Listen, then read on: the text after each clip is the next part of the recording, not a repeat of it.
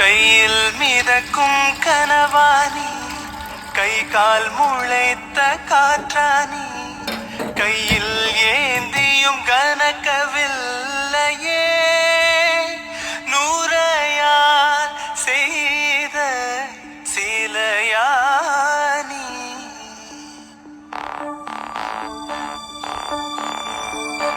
இப்படி உன்னை ஏந்தி கொண்டு இந்திரலோகம் போய்விடவா, இடையில் கொஞ்சம் வலி எடுத்தாலும் சந்திர தரையில் பாயிடவா.